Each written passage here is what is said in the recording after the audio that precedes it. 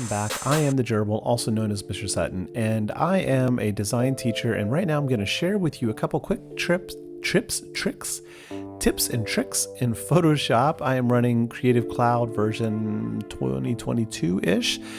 So let's go ahead and dive into it. First thing I want to do is I want to remove the text from this sign. There's actually three things I want to do. I want to remove the text so that I can replace it with whatever I want.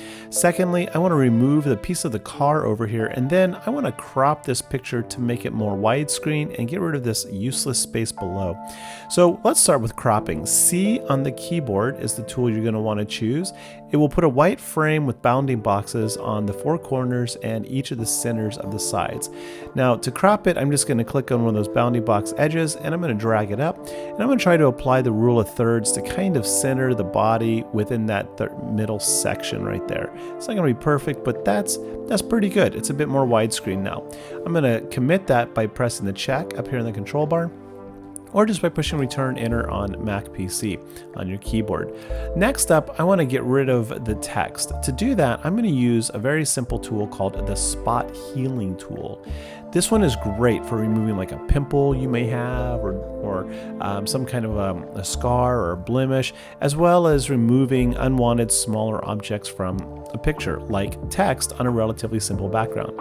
Now it is a brush, so you can pick whatever brush size, shape, hardness you want, and then all you do is you just paint over it. And as you paint over it, Photoshop is going to take the characters and textures and whatever's around it, and it's going to use that as a guide to try to replace whatever you've painted over. So it may take a couple passes, just like I've done there, but eventually, voila, it's gone. And at this point now, I could use my eyedropper, pick the color down there. I could grab text. I can set up my text to be whatever I want. I don't know, and pick whatever font you want. And excellent. We'll make it a little bit bigger. Let's go 128, and we'll give it a little bit of a Star Wars reference. Hello there. And of course, we lost my font, you murderer. There we go. So now we'll just use our Move tool, and we can position that text wherever we want it to be. And of course, we could transform it, and we can resize it. We can even give it a little bit of perspective, and we can skew it, I suppose. There we go. Try to match the angle of that sign just a little bit. Ha! Looks good. So excellent. Next, I want to get rid of that car on the side. Well, you know what? I'm just going to use that same Spot Healing brush. Make sure you're on the right layer, not your text layer. And I'm just going to paint over it, as you can see right there, and away it goes. It's pretty darn good. Now I'm going to make it a little bit bigger since that car's tire is kind of big. There we go.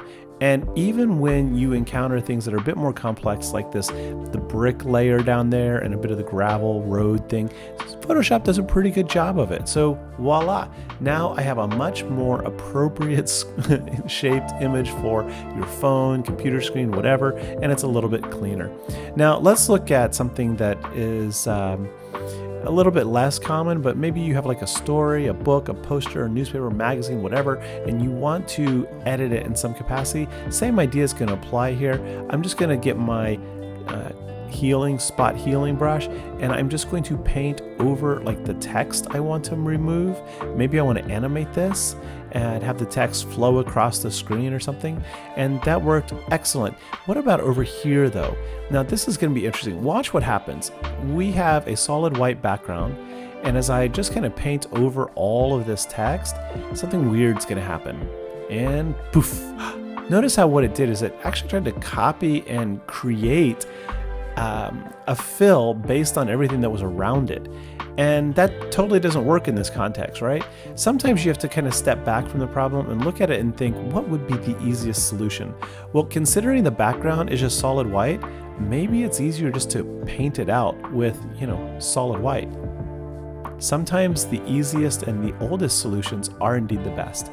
Anyway, I hope this helps for you today. This was the Spot Healing tool used to remove simple objects from photos and illustrations. Thanks for watching. Bye-bye.